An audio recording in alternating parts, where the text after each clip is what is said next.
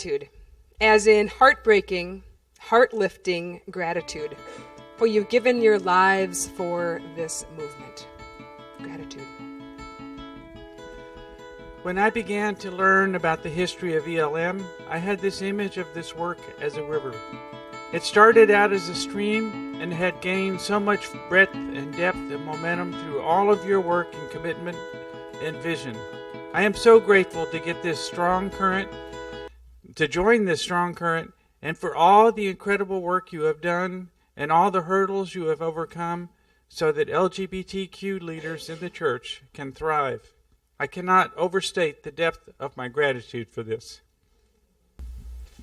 When I teach about incarnation, transfiguration, resurrection, sanctification, confession, absolution, reconciliation, and baptism, I always think of you. I'm grateful beyond words for what you've made possible in my own life through the sacrifices that you have made. I want to say thank you to these instigators. I am thankful for your answering God's call for each of you to your ministry. I am thankful for your bold work and your trust in God's guidance to walk in this ministry despite difficulty. Knowing you all, some as good friends and some only by name, and some of your stories, I can trust in God's call to boldness for me and lean on your work as I move forward in my own. Thank you for the fire you continue to carry and to fan in our church and our world. You infused joy and hilarity into this movement and community, and it's still here today, part of what has sustained this hard work.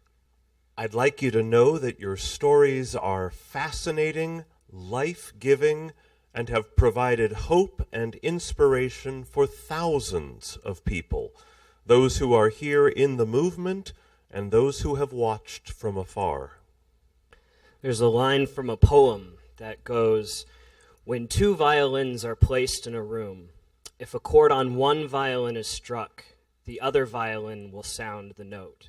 And this is a definition of hope. Thank you for being those violins. The chord that God has struck in you, we are resounding with those notes. Thank you. The more I learn about the early years, the more I want to learn. I am part of the transition generation in that I began candidacy just before policy change and journeyed through candidacy with the ups and downs of trying to implement it. I know some of you, and I wish I knew our history better. I wish I knew the roles you each played, because I know they are vital to where I am today. I think I'm rambling a bit because I don't quite have words for the awe that you inspire and for the ways that knowing you exist and knowing even a bit about what you've done and continue to do makes me want to do more. Y'all encourage me in my own public witness, not only for LGBTQ inclusion and celebration, but for other areas of injustice both within church, country, and world. So mainly, I just want to say thank you. Regardless of the role you have played in the story of our community's liberation, your own personal story of the Creator's love for you worked out in your life over time in ways that are hidden from the world and still a mystery to each of you is equally precious and very likely more important.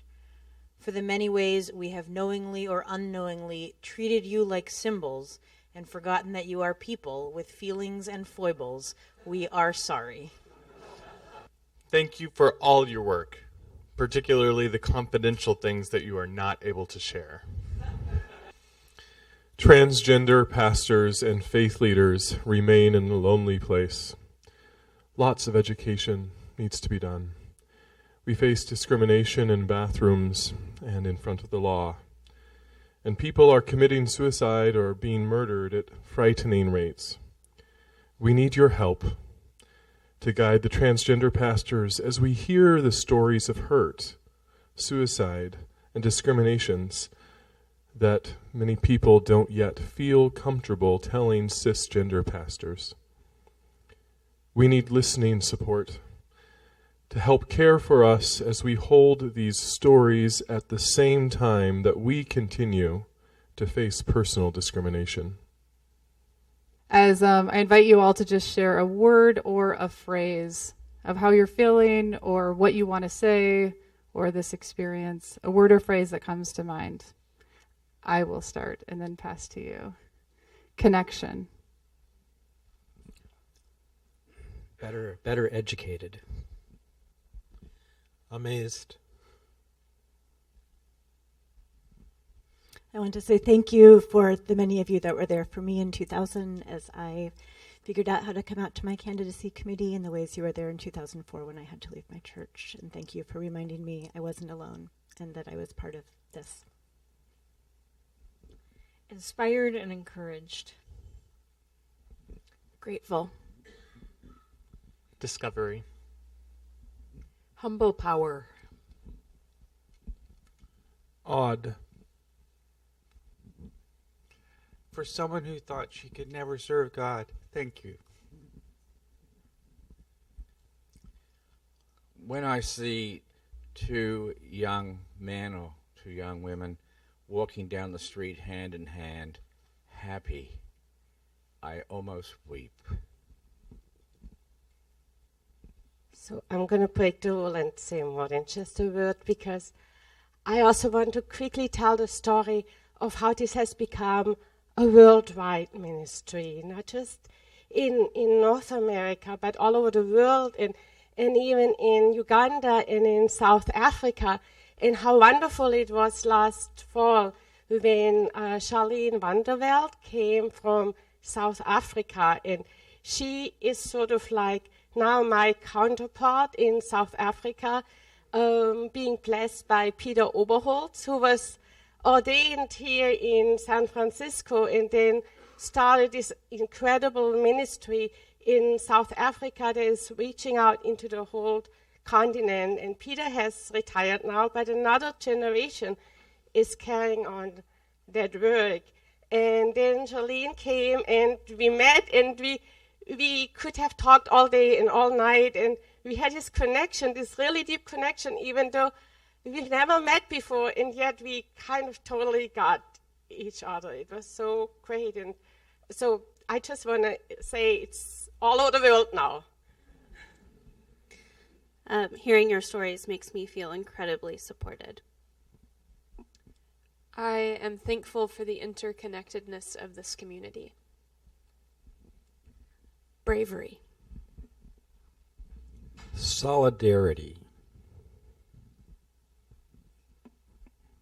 Thank you for redefining fabulous. Transforming. Gospel. Faithfully bewildered. Strength and inspiration. I hear from you that to help me along this crazy journey. Don't stop. Yes. United. Purposed. Resurrected. Overwhelmed. Feeling renewed and reinvigorated. Inspired. Heart-filled. Incarnations of the living Christ. I'm reminded in hearing your stories just how great the cloud of witnesses is. Resurrected. Lord, when did we feed you? This is when you fed me. As someone who's new not only to ELM but also to the ELCA within the past 3 years. I simply stand in awe of these stories, and something that was said here, knowing that someday I'll be a part of someone's history. We'll all be a part of someone's history. Connected would be the word that I would use. Awestruck in the presence of saints. I feel so hopeful. I feel inspired and hopeful about the future. Thank you for exploring the uncharted places of God's grace. Grateful. You created a space for me for this lost and wandering soul to find his life's work. And when the angel visited, the angel said, "Be not afraid." Grateful and hopeful. In full communion. Ubuntu, I am because we are. Holy work. I think we're married or something. I tend to talk a lot about a quiet witness. And that is what Mo and I are really about in very many ways. But listening to this, I'm thinking about a holy spectacle. Remember. Named and claimed as a community and as a family.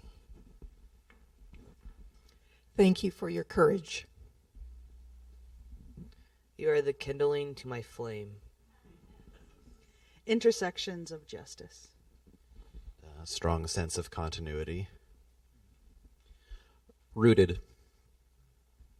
Strengthened. Courage and self-awareness. Hopeful and really excited about the many ways we will continue to be fabulous. Live in forgiveness, claim your wholeness, and go in peace. I don't know what life even is right now.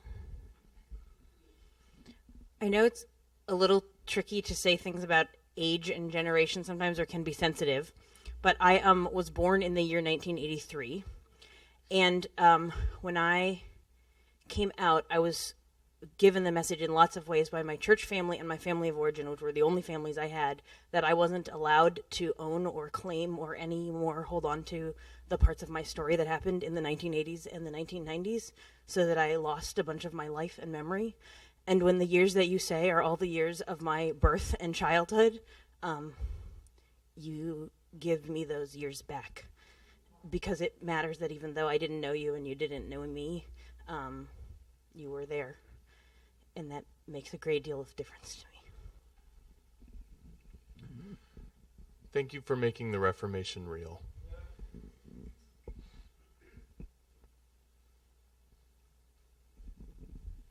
Blessed to count so many of you as friend. You're in the spirit of the Reformation, just as we're celebrating the 500th anniversary of it.